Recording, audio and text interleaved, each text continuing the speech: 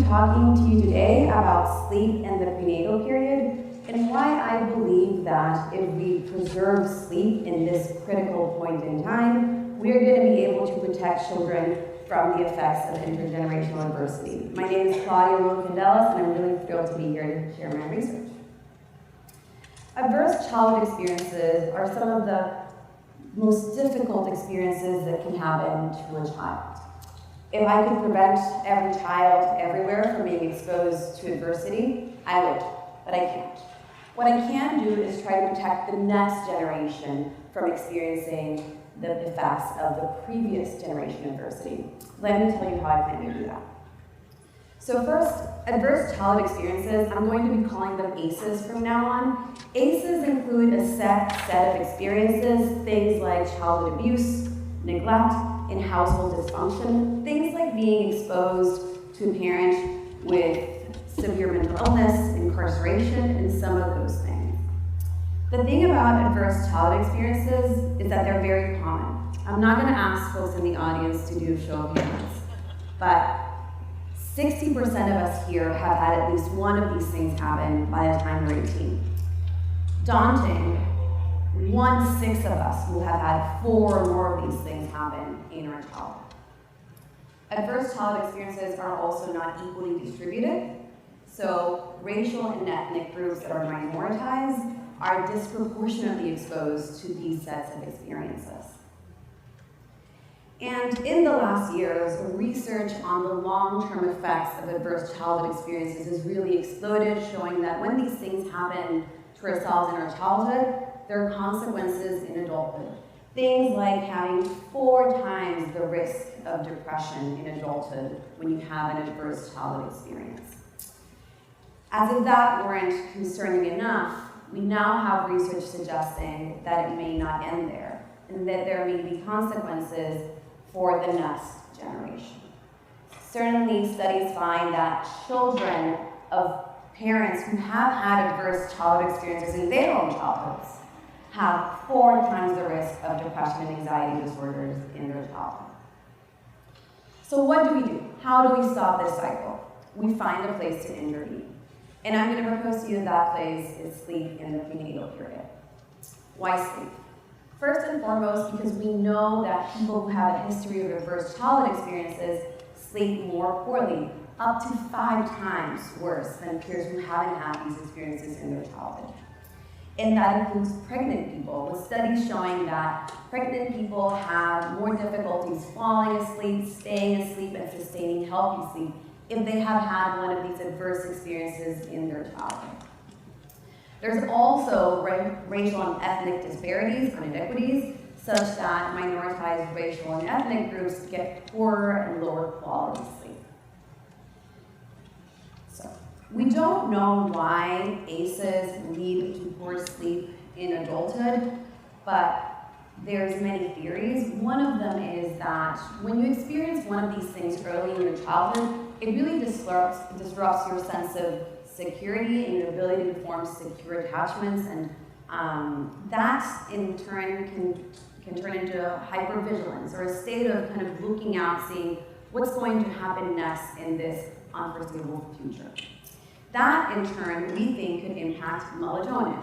I don't know if folks in the audience are familiar with melatonin, but melatonin is this naturally occurring hormone in our bodies. It's the one that tells our bodies, lights out, time to go to bed.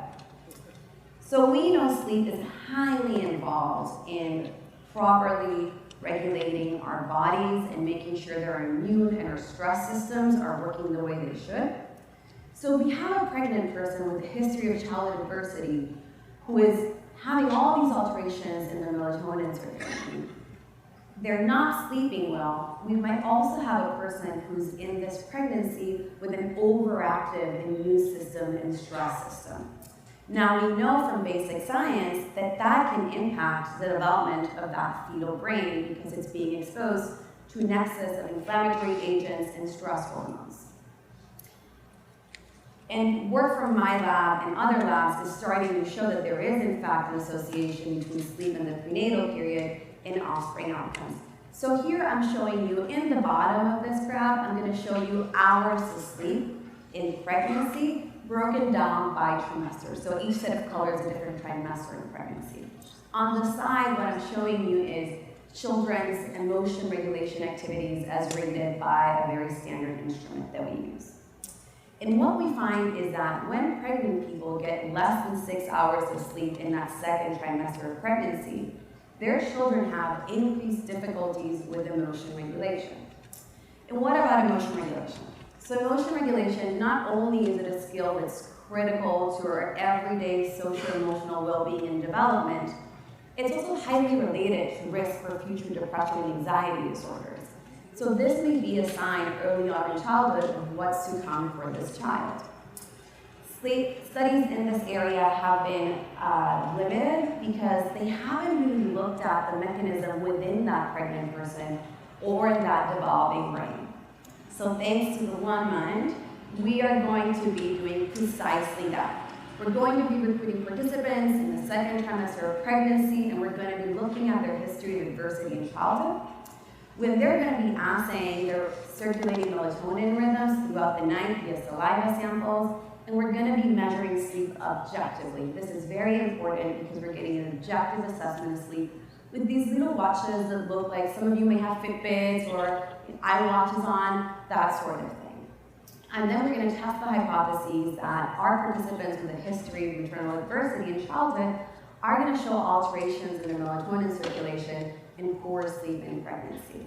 We're not going to stop there though. We're also going to be looking at that newborn brain.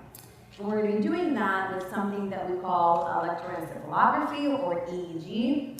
EEG, for the parents in the audience, do not, this is a very, very standard instrument that we use, and we just collect scalp activity from the brain.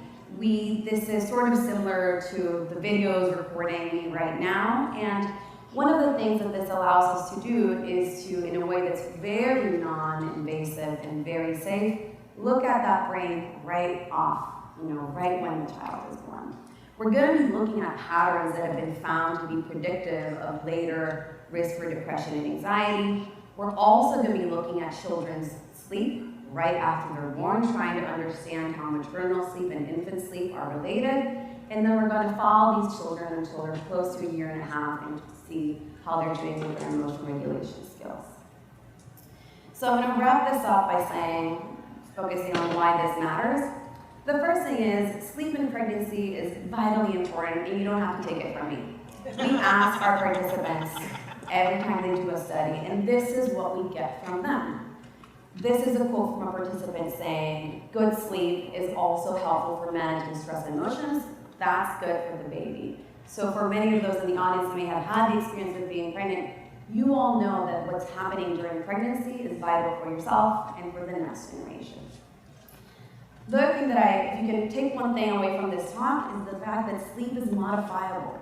We can change sleep. We can change sleep in pregnancy. We can change it in infancy. We have tools. We have techniques. This is something that we can change. This is a very real way of intervening and breaking the cycle. Last but not least, this study, I'm going to be doing it with Latino participants from New York City.